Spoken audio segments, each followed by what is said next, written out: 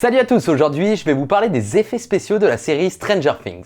Je vais vous montrer comment les artistes 3D ont recréé l'Upside Down, les Démogorgons et plein d'autres choses super cool. Avant de commencer cette vidéo, je voulais dire qu'il n'y a absolument aucun spoiler sur la saison 3, il n'y en a que sur la saison 1 et 2, donc si tu n'as toujours pas vu Stranger Things, ne regarde pas cette vidéo, mais bon, je pense que si tu as cliqué, c'est que tu as forcément vu cette série. Alors c'est parti pour ce nouvel épisode de Focus.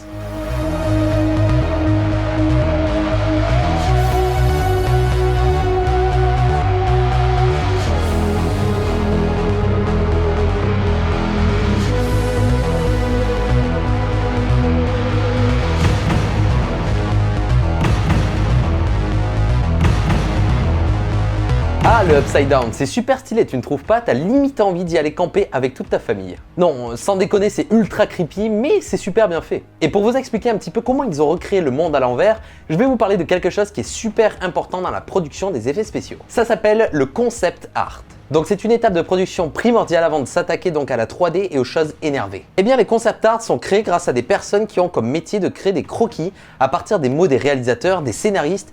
Ils mettent en gros un visuel sur des mots. Et c'est une étape super importante du coup car c'est là que l'ambiance globale du film ou de la série va naître. Ils ont donc choisi de créer une dimension parallèle à la nôtre qui semble connectée avec des racines ou de la végétation un peu dégueulasse. Donc il a fallu recréer ça grâce à de la modélisation, ils ont modélisé des racines, des voitures délabrées, plein de textures aussi sur le sol pour penser qu'en fait eh bien, nous sommes dans un univers parallèle un peu étrange. Il y a aussi des effets de particules et au début je ne savais pas ce que c'était mais en réalité ce sont des spores.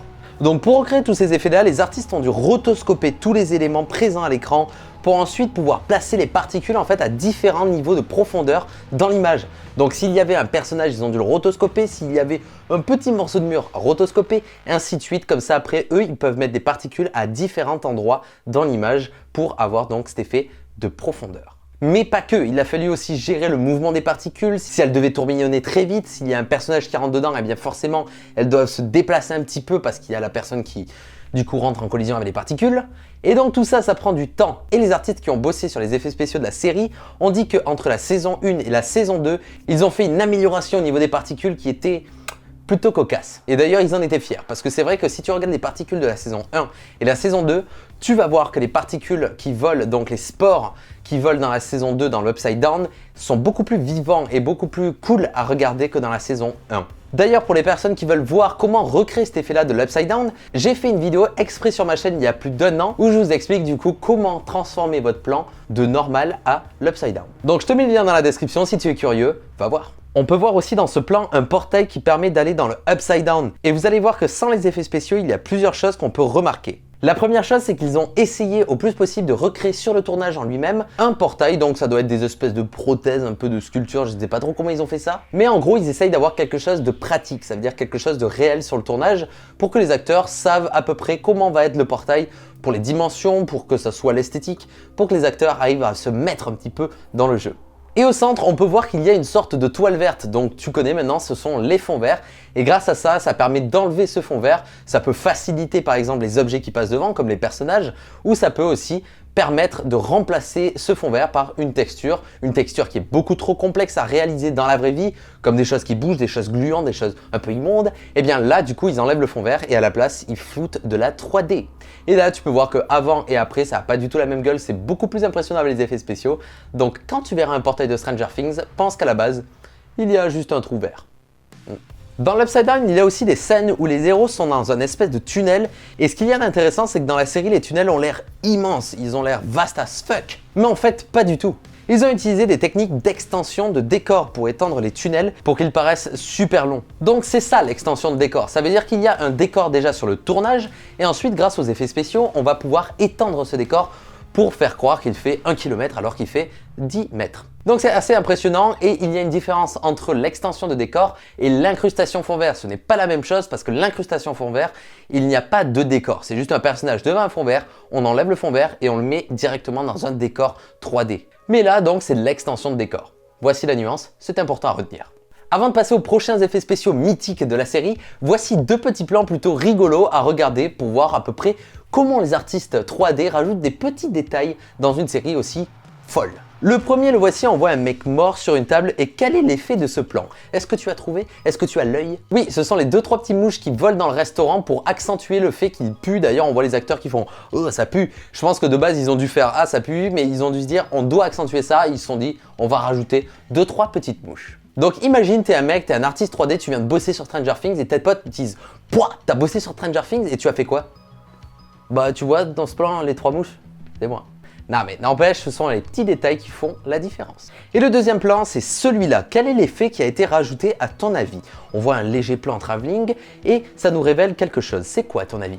Et oui, ce sont les lumières de bâtiments qu'ils ont rajoutées tout au fond de la forêt. C'est super léger à voir, mais ça permet aux spectateurs en fait de savoir à quelle distance on se trouve du bâtiment, de la cible. Donc ce sont les petits détails qui font la différence encore une fois. Si les personnages étaient juste devant un grillage, on aurait pu se dire d'accord, ils arrivent à la base. Mais là, ils ont rajouté des petits bâtiments avec des lumières pour qu'on se dise ah en fait, c'est pas si loin que ça dans la forêt, ils sont tout proches. Donc les effets spéciaux, c'est un outil aussi narratif. Bref, ces deux plans, c'est très simple, mais trop cool je trouve. Ah, les Démogorgons, cette créature assez difficile à regarder, plutôt flippante. Et ces créatures ont donné du fil à retordre aux artistes pour du coup les faire prendre vie. Pourquoi? Je te laisse essayer de trouver un petit peu, vas-y cogite.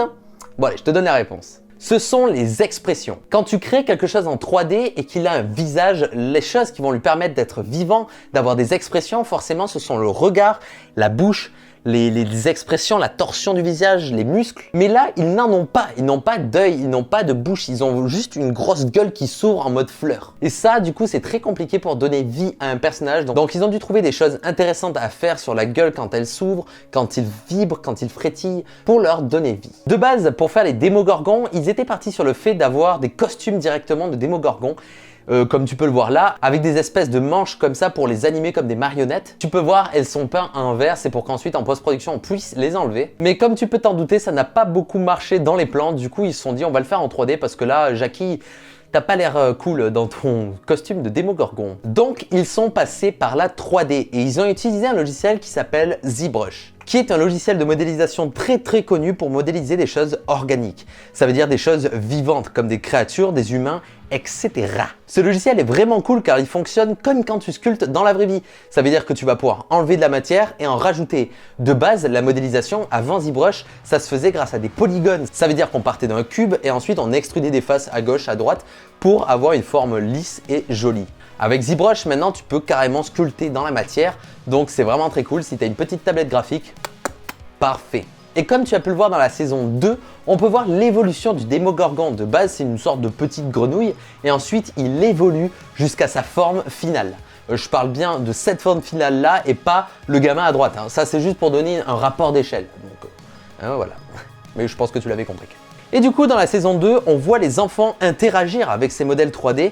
Et comment font-ils pour que ça marche aussi bien? Eh bien, ils ont utilisé l'impression 3D. Ils ont donc modélisé en 3D chaque étape d'évolution pour ensuite les imprimer en 3D. Comme ça, ensuite, sur le tournage, ils avaient donc ces petites créatures imprimées en 3D et ils pouvaient les prendre, les mettre sur la tête, faire ce qu'ils voulaient. Ils avaient quelque chose de physique entre les mains.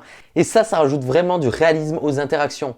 C'est comme quand tu vois des Démogorgons bouger dans la scène. En fait, à la base, à la place de la tête, il y a quelqu'un avec une grosse tige et il fait bouger ça comme si c'était la tête. Comme ça, les acteurs peuvent toucher, peuvent interagir avec eux et ils savent exactement où placer le regard. Donc à la place des monstres, il y a toujours au moins un gars qui joue le monstre au final. Maintenant parlons du combat final entre le flagelleur mental et Eleven. À la fin de la saison 2, on voit Eleven donc se battre avec le flagelleur mental, cette espèce de gros monstre qui fait absolument flipper. Et du coup, elle se bat contre ce monstre-là pour l'empêcher de venir dans notre dimension. Via un portail complètement ouf et trop stylé qui fait 10 mètres de haut. Donc comment a été fait ce plan-là? Eh bien, dans le plan, on voit qu'ils sont dans une sorte de nacelle. Eh bien, ça a été comme ça sur le tournage. Ils étaient dans une sorte de nacelle et derrière eux, il y avait 3 gros panneaux bleus. Donc, ce sont des fonds bleus pour qu'ensuite on puisse enlever les fonds bleus et avoir juste les acteurs et la nacelle. Et ces fonds bleus, ils étaient posés sur roues. Comme ça, ensuite, ils pouvaient les prendre et les déplacer en fonction de l'angle de caméra pour capturer donc tous les angles. C'était plus facile d'avoir quelque chose sur roulette que quelque chose de fixe. Donc ils ont pu prendre ça et les bouger là où ils voulaient. Et ensuite, pour éclairer la scène, comme tu peux le voir ici, il y avait des gros éclairages bâchés pour permettre d'avoir une lumière rouge hyper vive comme si ça provenait d'un gros portail interdimensionnel complètement ouf. Et ensuite, il y a une succession d'effets ultra poussés de simulation de fluides et de particules, comme ces petites particules qui volent comme ça me rappelle d'ailleurs mon pack Spatium. Je t'en avais déjà parlé dans des précédentes vidéos à moi, mais si tu veux me soutenir, eh bien j'ai sorti un pack avec des effets de particules super stylés. Donc comme ça, toi aussi, tu pourras avoir des effets de particules à la Stranger Things dans tes vidéos. Le lien est dans la description, donc si tu veux me soutenir, merci.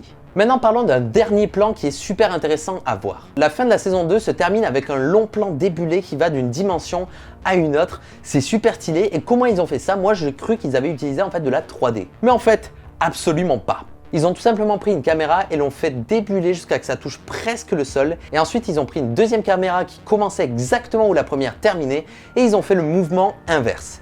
Et ensuite, ils ont tout simplement pris la deuxième vidéo et ils l'ont flip, tout simplement. Ils ont pris la vidéo et l'ont tournée. Et comme ça, on croit qu'on passe d'une dimension à une autre. C'est tout simple, mais c'est vraiment très cool parce que ça a posé un vrai casse-tête sur le tournage. Ils se sont dit comment on va faire ça et au final, ils se sont dit, eh ben, on va juste flipper l'image. Donc parfois, il y a des choses qui paraissent assez impressionnantes à faire et au final, c'est tout bête. C'est ça le métier des effets spéciaux, c'est d'avoir toujours des problèmes en face de toi et de te dire comment résoudre ce problème et tu trouves des solutions et tu les règles. Et tu as un autre problème qui arrive et tu les règles et tu les règles et tu les règles. Voilà, nous arrivons à la fin de cette analyse des effets spéciaux de Stranger Things. J'espère que ça t'aura plu et que tu auras appris des choses. Ces vidéos sont là pour montrer tout le travail des artistes qui bossent sur vos films et vos séries préférées. Dis-toi que quand tu vois un monstre à l'écran, il y a au moins 15 ou 20 personnes minimum qui bossent dessus. Donc j'ai envie que grâce à mes vidéos maintenant, quand tu vas au cinéma, tu aies une première lecture et que dans ta tête, ça réfléchisse et que tu te dises « Waouh, c'est complètement fou ». Surtout, si tu ne l'as pas déjà fait, abonne-toi à ma chaîne YouTube et mets la cloche pour avoir les notifications des prochaines vidéos. On se retrouve très prochainement pour une nouvelle vidéo, c'était Atom, ciao.